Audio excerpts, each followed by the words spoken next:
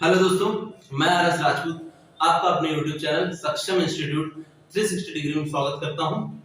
दोस्तों, मैंने बुद्ध का टॉपिक आपको पढ़ा रहा था। तो बुद्ध के टॉपिक में मैंने आपको उनका विवाह तक की घटना बता दी थी। ठीक है, अब बुद्ध में उनका अब विवाह हुआ है। तो देखिए, बुद्ध का विवाह हुआ है। तो विवाह के बाद क्या हुआ? पुत्र हुआ, पुत्र प्राप्ति। पुत्र का नाम है राहुल। अब देखिए, राहुल का राहु, ठीक है, राहु आप जानते हो, ठीक है, राहु पुत्र का नाम वो राहुल रखते हैं, राहु के नाम पे, ठीक है, क्योंकि बुद्ध जो थे वो संन्यास लेना चाहते थे। ठीक है, तो पहले तो एक बाधा थी आपकी यशोधरा, शादी हो गई, यशोधरा बाधा थी। अब राहुल भी पैदा हो गए। तो राहुल पैदा हो जाने के कारण उन्होंने उनका नाम राहुल रख दिया, क्योंकि राहु का मतलब होता है बाधा। ऐसा समझो आप, राहु क्या होती है? बाधा होती है, राहु और केतु।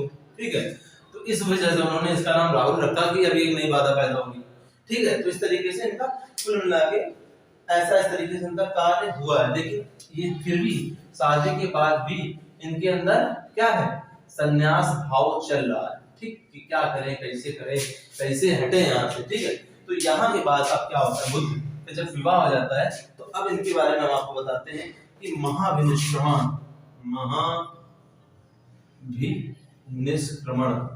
निष्क्रमण, ठीक है, महाभिनिष्क्रमण। निष्क्रमण मतलब होता है निकलना। अगर इतने का मतलब ले तो इसका मतलब था निकलना, किसी क्षेत्र से हटना। लेकिन महाभिनिष्क्रमण के लिए होता है, अगर पूरा ले ले यहां से यहां तक, तो इसका मतलब हो गया हमेशा के लिए निकलना। ठीक है दोस्तों, तो हमेशा के लिए निकलना यानी महाभिनिष्क्रमण, यानी कि बुद्ध जो है गृह त्याग करते हैं। तो किस एज में ये करते हैं? तो क्वेश्चन ये पूछा जाता है। तो बुद्ध महाभिनिष्क्रमण यानी कि निकलना, यानी कि गृह त्याग आप समझ लीजिए, तो ये करते हैं 29 वर्ष की आयु में, इसकी एज में। ठीक है, एक तो ये पॉइंट है इंपॉर्टेंट। ठीक है, कि बुद्ध कब करते हैं? 29 वर्ष की आयु में, आषाढ़ मास की पूर्णिमा, आषाढ़ मास की पूर्णिमा चल रही है, हो रही है। ठीक है, आषाढ़ मास की पूर्णिमा आपकी है और रात का समय है। महल में एक पार्टी भी चल रही है, पूर्णिमा की रात है, मान लो पूर्णिमा की रात है। ठीक है, पूर्णिमा की रात है और जो महल है, महल में क्या है? महल में पार्टी चल रही है। ठीक है, एक किसी पार्टी का आयोजन किया गया है। ठीक है, तो पार्टी वहां पर चल रही है। ठीक, अच्छा, पार्टी चल रही है तो यहीं से बुद्ध के अंदर गृह त्याग की भावना जो थी प्रबल हो जाती है यहीं से। इसकी मैं घटना बताऊंगा क्या होता है। ठीक है, तो गृह त्याग की भावना उनमें प्रबल हो जाती है, या बोलूं जागृत हो जाती है। ठीक है, कि अब नहीं भैया, अब हो गया इतने दिन। ठीक है, तो उसके बाद ये क्या करते हैं?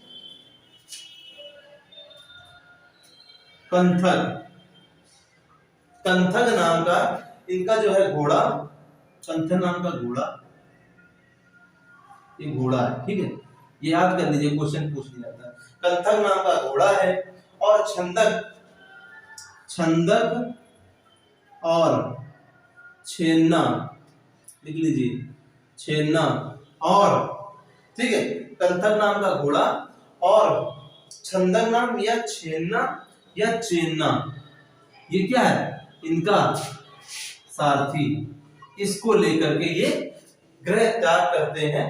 ठीक है, और इस घटना को ही ये लेकर क्या है? गृह त्याग करते हैं। और ये घटना क्या कहलाती है? घटना ही आपकी महाभिनिष्क्रमण कहलाती है। याद कर लीजिए, बहुत इंपॉर्टेंट है। इसके बारे में आपको कहानी बता दूंगा तो आपको और अच्छे से दिमाग में बैठ जाएगा। ठीक, महाभिनिष्क्रमण मतलब हो गया कि हमेशा के लिए गृह त्याग करना। होता ये कि महल में पार्टी चल रही थी। ठीक है, तो होता ये है कि महल में पार्टी चल रही है और बुद्ध, जैसे आप जानते हो, अगर आपके घर में पार्टी है तो घर का जो मेन हर व्यक्ति होते हैं सबको एक कार्य सौंपा जाता है, तो उसी में बुद्ध को कार्य सौंपा गया था कि आप हर व्यक्ति को, जितने व्यक्ति वहां पर आते हैं सबको आपको ग्रीट करना है, ठीक है, यानी कि उनका अभिनंदन करना है, उनसे हाथ मिलाना है। जैसे आपके यहाँ पार्टी है तो आपके यहाँ चाची मामा ताऊ जो भी आएंगे तो आप सबके पैर छूओगे, जनरली अगर रिश्तेदार है व्यवहारी है तो उनसे हाथ मिलाओगे, नमस्ते करोगे, तो आप उनके पास जाओगे, उन्हें अच्छा लगता है। यही काम बुद्ध को सौंपा गया था। तो बुद्ध क्या कर रहे हैं, ये सब करते रहे, ठीक है। तो जब महल में पार्टी शुरू हो जाती है, ठीक है, इतना आप समझिए, महल में पार्टी शुरू हो जाती है, सब कुछ बुद्ध होता है, तो बुद्ध थोड़ी देर तो वहां रुकते हैं, ठीक है, बुद्ध वहां पर थोड़ी देर तो वहां रुकते हैं, लेकिन जब देखते हैं मजा नहीं आ रहा तो धीरे से जामुन के पेड़ के नीचे चले जाते हैं। आप जानते हैं बचपन से इनका जामुन के पेड़ के नीचे बैठना बड़ा फेवरेट था, पॉजिटिव एनर्जी मिलती थी, तो वहां चले जाते हैं। अच्छा, जब वहां से लौटते हैं तो होता ये है घटना, पार्टी खत्म हो चुकी होती, बड़ी बड़ी सुंदर डांसर वहां पर होती हैं, तो वो सब ऐसे बिखरी पड़ी होती हैं, लेटी हुई हैं, ठीक है। तो एक ये चीज है कि वहां पर ये पार्टी चल रही है और पार्टी में क्या होते हैं, सम्मिलित नहीं होते, ठीक है। तो होता है कि बुद्ध जो है, अब आप इस बात को समझिए, जो बुद्ध है वो आपके पार्टी चलती है, वहां पर जो महिलाएं थी, जो नृत्यांगना थी, वो डांस वगैरह करती है, उसके बावजूद जब उनकी जो अंत में जो मेकअप उतरता है, सब ये सब देखते हैं वो, ठीक है। तो जब ये देखते हैं बुद्ध तो उनको बड़ा अंदर से दिक्कत होती है, उनको बड़ा ही घृणा पैदा हो जाती है, ठीक है। और तब ये डिसाइड करते हैं कि नहीं भाई, तब ये डिसाइड करते हैं कि गृह त्याग करना मुझे चाहिए। जब वो वही नृत्यांगना देख रहा है तो बड़ी गंदगी है, यानी कि भाई मान लीजिए सबने आप इस तरीके से समझिए, पार्टी होती, पार्टी के बाद जब आप शादी में देखेंगे तो पार्टी पर जब सब लेट जाते सो जाते तो कितने गंदे लगते हैं, वही वेल अप टू डेट बन के घूम रहे हैं, लंदन टॉप बिल्कुल, और अंत में छींचा लेते। तो यही लड़कियां, अब जब लड़कियां करती तो और बुरी लगती, तो उन्होंने नृत्यांगना जो थी तो वो सब उनके मुंह से लाट टपक रही है, सब नशे में धुत है और सब पड़ी है इसे बिखरी ऊटपटांग तरीके से। तो बुद्ध को इतनी घृणा हो जाती है कि उन्हें लगता है कि संसार कितना ही गड़बड़ है, नश्वर है बिल्कुल, इसमें कुछ दम नहीं है, इसे तो दिखावा है।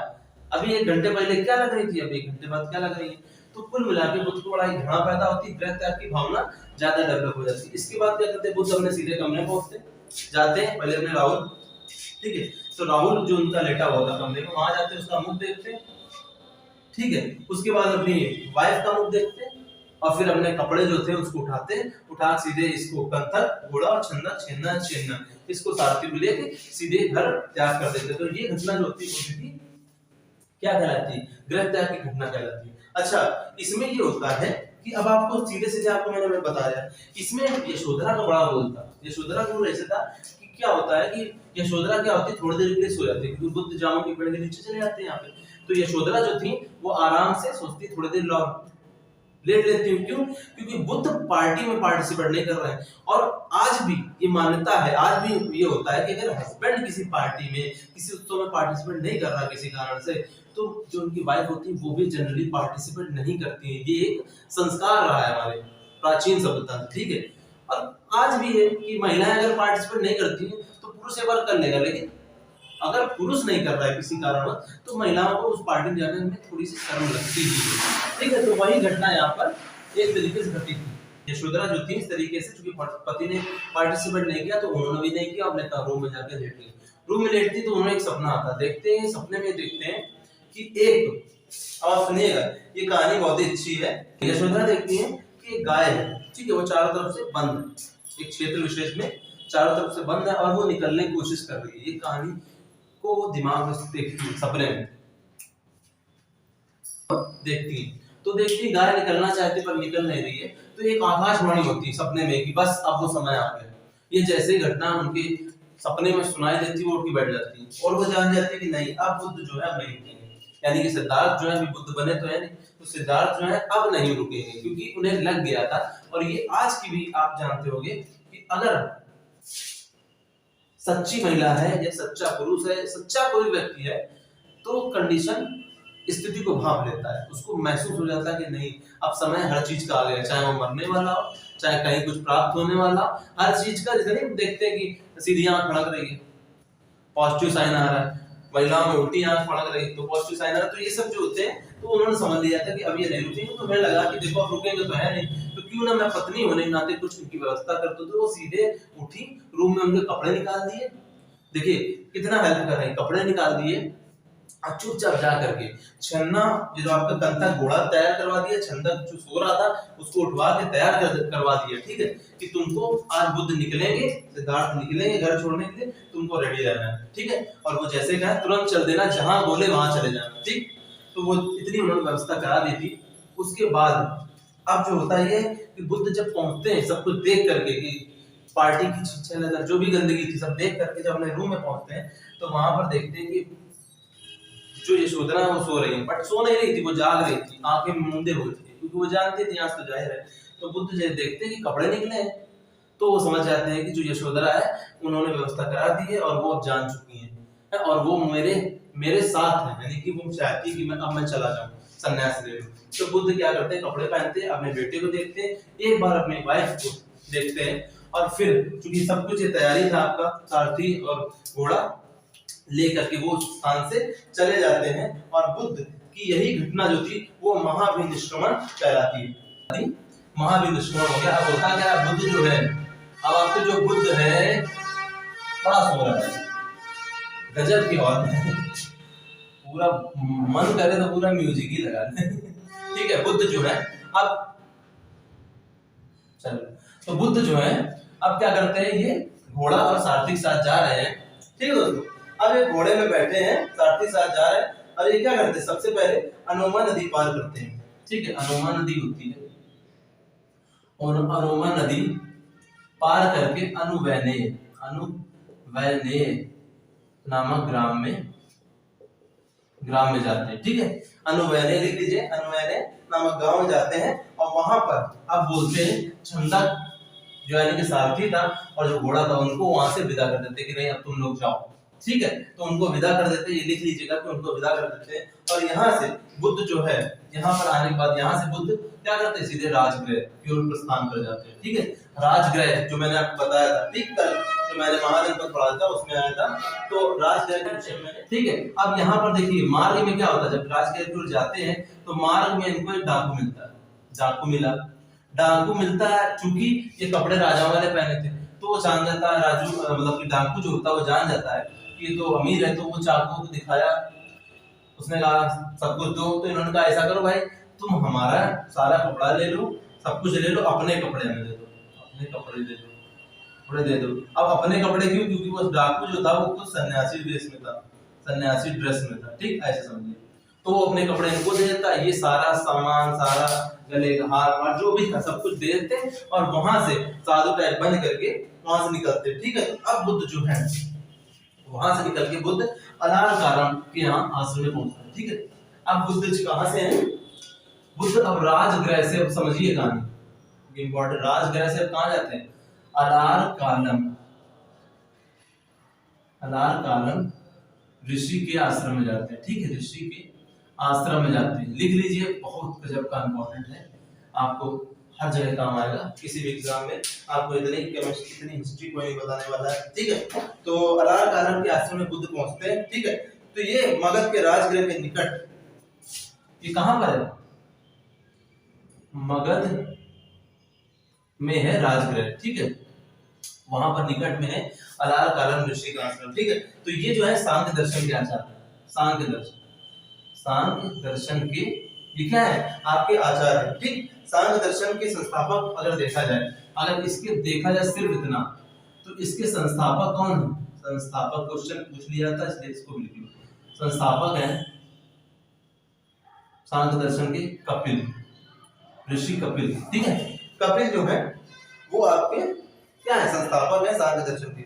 अच्छा, सांख्य दर्शन में पॉइंट क्या है, अब आप देखिए इसका इफेक्ट देखिएगा। अब जिसके शिष्य ये बन रहे हैं कौन, बुद्ध कहां पर है, अलारकालम ऋषि के आश्रम में है। तो यहाँ पर सांख्य दर्शन में ईश्वर का अस्तित्व को स्वीकार नहीं करता, ईश्वर के अस्तित्व को नकारते हैं, ठीक है।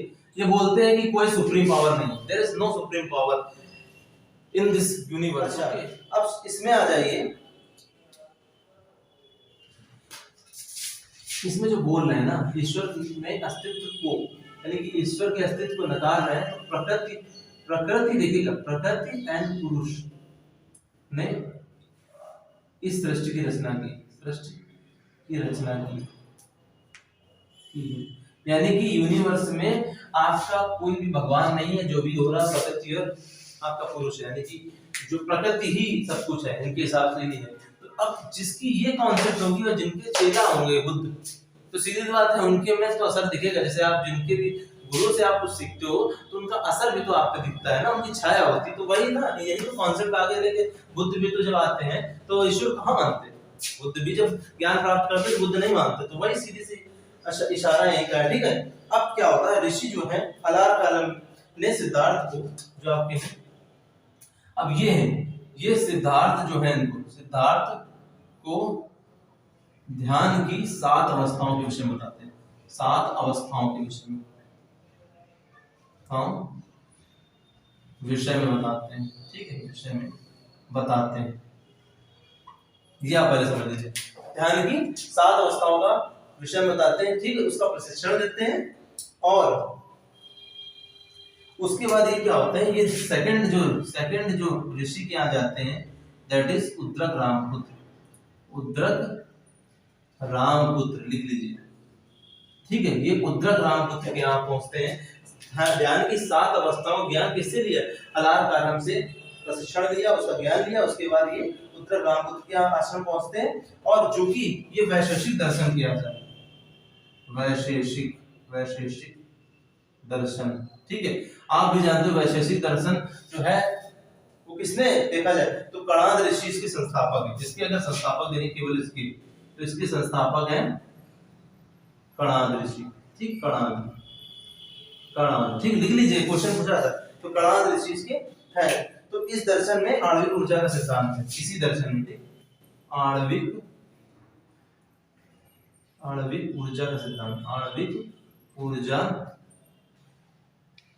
ठीक है, ऐसे समझिए, आणविक ऊर्जा का सिद्धांत। ठीक है, ये क्वेश्चन पूछ लेते हैं, आणविक ऊर्जा का सिद्धांत किस दर्शन से आता है, वैशेषिक दर्शन से। इसके संस्थापक कौन है, तो ऋषि कणाद। ठीक है, तो ये आपको याद होना चाहिए, इसलिए मैंने अलग से हाईलाइट करके लिख दिया। ठीक, तो उद्रक रामपुत्र जो थे, उन्होंने बुद्ध को 8वीं ध्यान की अवस्था का प्रशिक्षण दिया, की अवस्था का प्रशिक्षण दिया। ठीक है, प्रशिक्षण दिया, ये आप याद कर लीजिए। ठीक है, तो इन्होंने, और अब क्या है, प्रशिक्षण दिया, और इसमें इन्होंने ये दिया कि संज्ञा एंड असंज्ञा से कैसे दूर रहा जाए। अब देखिए, संज्ञा और असंज्ञा क्या है। संज्ञा का मतलब होता है कि आप किसी चीज को चाहते हो, इसको नहीं चाहते। ठीक है, यानी कि जैसे आपको अगर मैं कहूं कि आज आप अपनी क्लास में फर्स्ट आ गए, या आज आपको 1000 रुपए पड़े मिल गए, तो आप क्या होगे, खुश होगे। ठीक है, खुश होगे। और अगर आपके 1000 रुपए गिर जाए तो आप दुखी होगे। तो कहने का मतलब है कि आप पर किसी भी फीलिंग का इफेक्ट ना पड़े, वही चीज है संज्ञा और असंज्ञा से दूर रहना। ठीक है, यानी कि आपकी किसी चीज में प्रवृत्ति में निवृत्ति, ये समझिए कॉन्सेप्ट है कि आप पास पैसा है, लेकिन अगर वो गिर जाए तो आपको कोई इफेक्ट नहीं पड़ता, या आपको कोई भर के भंडारे भर सब पैसा दे जाए, आपको ऐसा नहीं पड़ता। ठीक है, तो वही कंडीशन, जैसे कि धोनी, जो MS धोनी है, इनके विषय में बताया जाता था, जब ये अपने, अब तो संन्यास ले लिया है, तो जब ये अपने टाइम पे, जब इंडियन क्रिकेट टीम के कैप्टन थे, तो बताया जाता है कि इंडिया जीते या हारे, हमेशा इनका जो जवाब होता था बिल्कुल बैलेंस होता था। ये किसी चीज में बड़ा खुश नहीं होते थे, अनाज दुखी होते थे। इंडिया हार गया, ठीक है, हार गई, जीत गया तो जीत गया।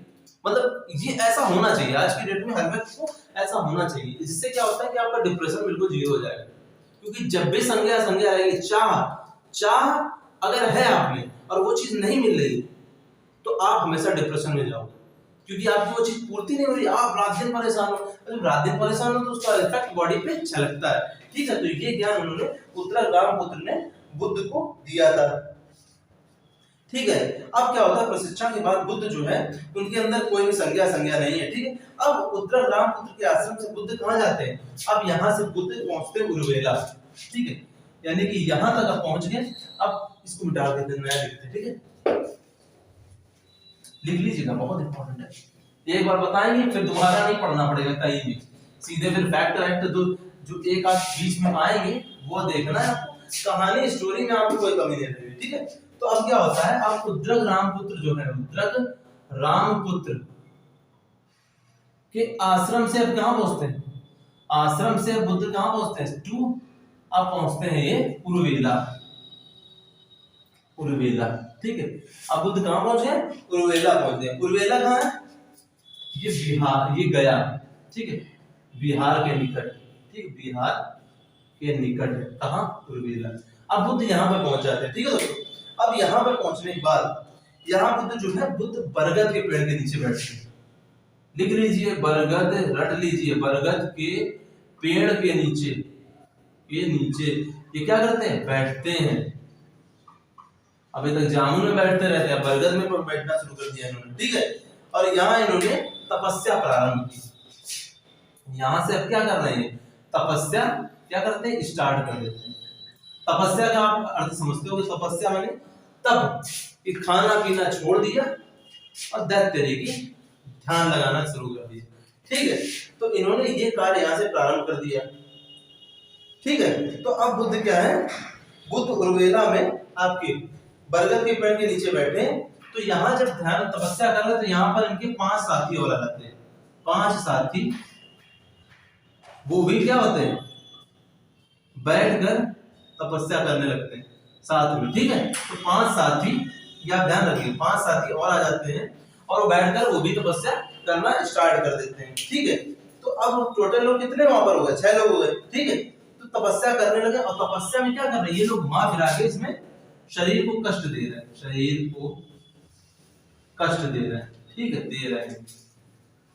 यही तो तपस्या करके इन्होंने खाना पीना सही खा नहीं रहे, ठीक है, जीने भर का हिसाब से खा रहे हैं और कम से कम खा रहे हैं, जबरदस्त रह रहे हैं। तो ये इनका क्या हो रहा है, बैठ करके तपस्या चल रही है, ठीक है। तो जब बुद्ध तपस्या के लिए बरगद के नीचे बैठे हुए, ठीक है, अब आती है, यहां से स्टार्ट होता है एक सुजाता नाम की स्त्री, सुजाता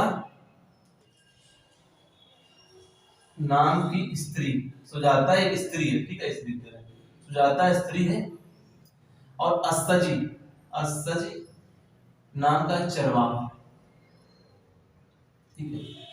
अब ये बात, ये दोनों लोग हैं यहाँ पर, इन दोनों लोगों का रोल आता है। अब ये होता है, सुजाता क्या होती है, इनकी कहानी में ये होता है ट्विस्ट कि सुजाता शादीशुदा होती है, तो इनको पुत्र की प्राप्ति चाहिए होती, लेकिन वो कामना इनकी पूर्ति नहीं हो रही थी।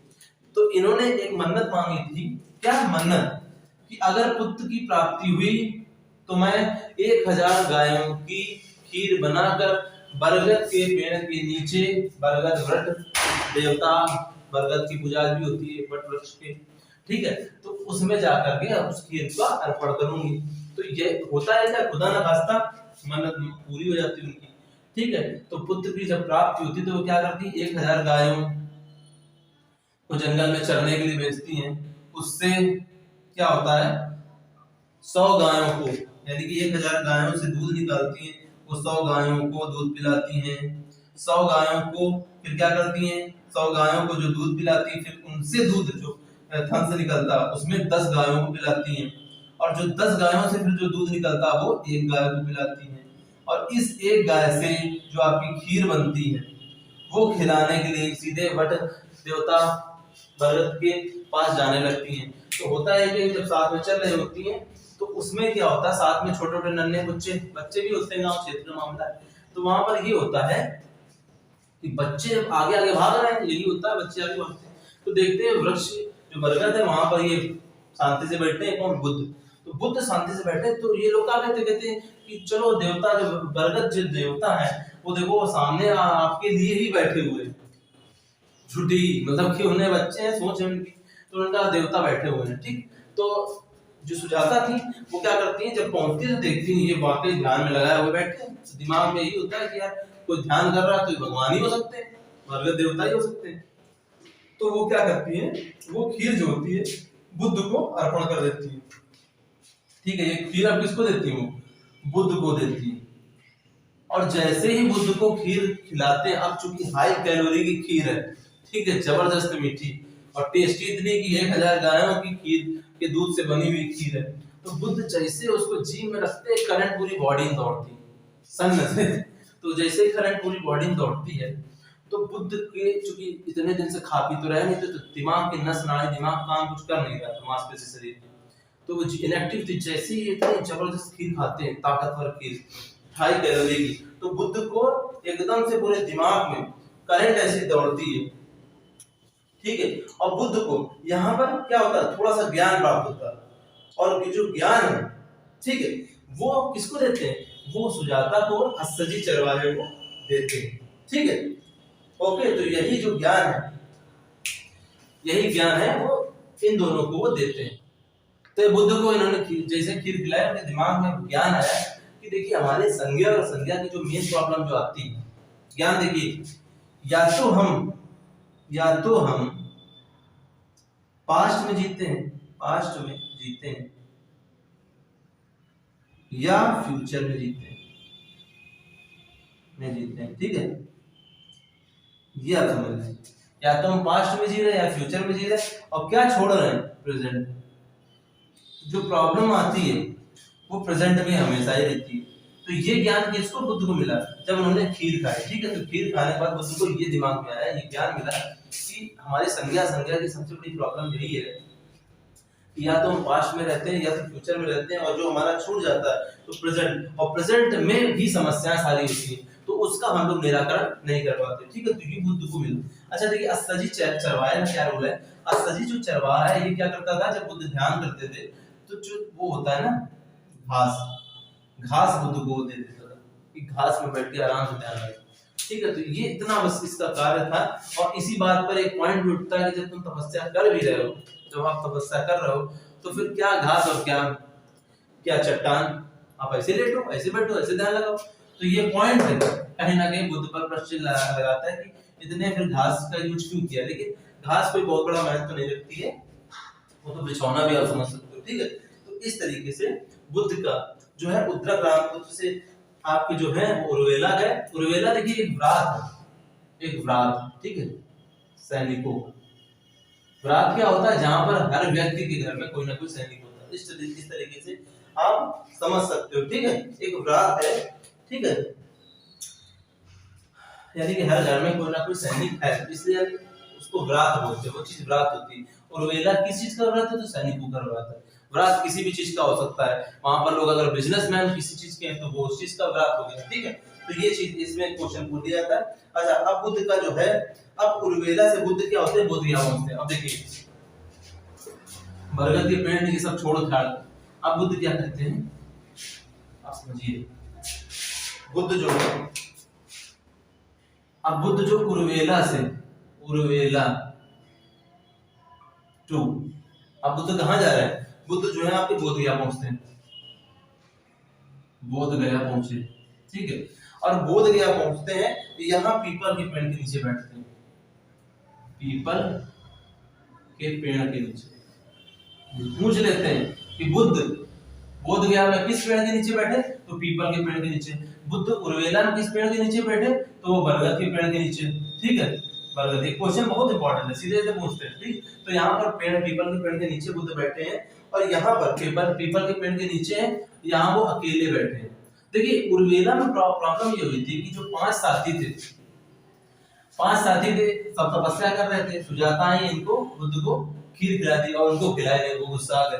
उन्होंने कहा कि यार जो है, तुमने खीर खा ली और तुम तपस्या कर रहे हो, और खाना ना खाने की तुम कसम खा बैठे थे, तुमने खा ली खीर। तो इससे वो बुरा भला कहते हुए जो 5 साथी थे वो भाग गए, साथी चले गए, ठीक है।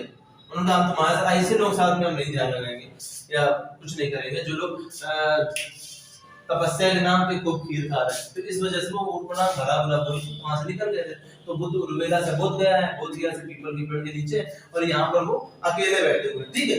तो ये जो स्थान है, देखिए उर्वेला भी जो है आपका निरंजना और फाल्गु नदी के तट पर है, ठीक है, फाल्गु नदी के तट पर है। सेम वही जो बोध गया भी है आपका, वो भी निरंजना और फाल्गु नदी के तट पर, ठीक, फाल्गु नदी के तट पर क्वेश्चन पूछा जाता है, ठीक है। तो ये फाल्गु नदी के तट पर है। अच्छा, पीपल के पेड़ के नीचे बुद्ध ने ध्यान लगाया ना कि तपस्या की। अब यहाँ पर ये क्या कर रहे हैं, ये एक्चुअली में आप ध्यान लगा रहे हैं, यहाँ पर ये क्या कर रहे थे, तपस्या कर रहे थे, ठीक। तपस्या मतलब शरीर को कष्ट दे रहे थे। अब इन्होंने सोच लिया था ये थोड़ा बहुत खा पी भी रहे थे, यहाँ पर ये खा पी रहे थे, थोड़ा बहुत खाना भी ले रहे थे, खाना ले रहे थे, ठीक, खाना भी ले रहे थे। वहां पर तो बिल्कुल खाना पीना छोड़े बैठे, थोड़ा बहुत खा पी ले तो खा ले, नहीं तो ऐसे ही शरीर तोड़ो, ठीक है। तो अब वो यहाँ पर तपस्या से वो ध्यान की कंडीशन में आ चुके थे, ठीक है। तो पीपल के पेड़ के नीचे बुद्ध ने ध्यान लगाया, ठीक है। अब ये समझ गए कि अब ये समझ गए थे कि तपस्या से कुछ होने वाला नहीं और बुद्ध खाना पीना लेने लगे हैं, ठीक है। तो और इससे पहले बुद्ध एक गुफा में भी कुछ समय तक रहे थे, ठीक है। अब आप कहानी ही सुन लीजिए कि इससे पहले जो बुद्ध है वो एक गुफा में भी रहे थे, ठीक है दोस्तों। तो गुफा में रहे थे। अच्छा, ये सब तो आपको मैंने बता दिया, आने से पहले गुफा में रहते। अब देखिए, वैशाख पूर्णिमा की रात्रि को उन्हें ज्ञान प्राप्त होना शुरू हुआ। अब ये पॉइंट है, वैशाख पूर्णिमा को सब याद कर लीजिए। वैशाख पूर्णिमा की जो रात थी, रात्रि में इन्हें ज्ञान प्राप्त होना शुरू हुआ। ज्ञान प्राप्त होना क्या हुआ, शुरू हुआ, शुरू हुआ, ठीक है, ऐसे समझ लीजिए। इनको ज्ञान प्राप्त होना शुरू हुआ, ठीक है। ये इनकी जो एज थी इस समय 35 इयर्स की थी, 35 साल की थी, यानी कि 16 साल में शादी, 29 साल में गृह त्याग, महावीर श्रवण और 35 साल में इनको ज्ञान की प्राप्ति होने लगी थी, ठीक है। और बुद्ध को 4 अवस्थाओं में ज्ञान प्राप्त हुआ था। जो ज्ञान प्राप्त हुआ वो 4 अवस्थाओं में हुआ था। अवस्था थोड़ा सा बड़ा सा वीडियो होगा, लेकिन अगर आप ये पढ़ लोगे तो फिर कहीं भी आपको कॉन्सेप्ट वाइज या फैक्ट वाइज भी कहीं भटकना नहीं पड़ेगा।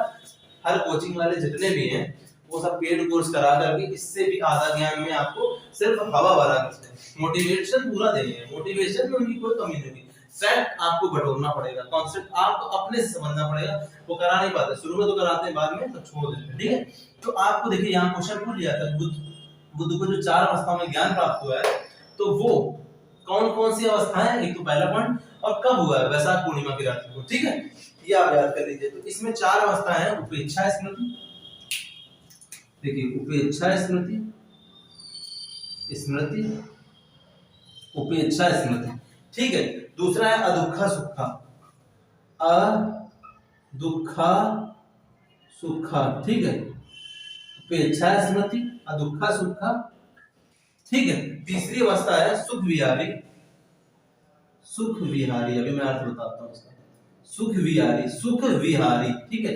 और चौथी जो इसकी अवस्था है, उपेक्षा स्मृति, अदुक्खा सुक्खा, सुख विहारी, और चौथी अवस्था है वो समाधि, ठीक है, समाधि।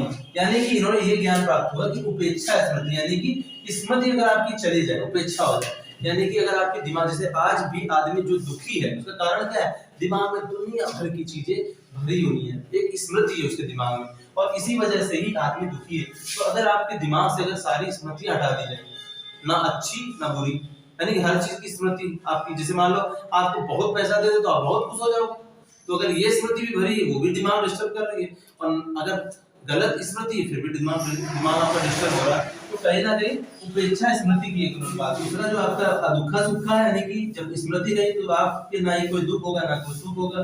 तीसरे में आप सुख विहारी, फिर सुख में आप विचरण करोगे। चौथा है जब आप सुख में विचरण करोगे तो सीधे सी बात है आप सीधे समाधि को प्राप्त हो जाओगे। तो ये 4 अवस्थाओं में बुद्ध को ज्ञान प्राप्त होता है दोस्तों। तो मिलते हैं अब इसके आगे नेक्स्ट टॉपिक में बुद्ध के ज्ञान से टॉपिक लेकर के, ठीक है। Okay, thank you very much.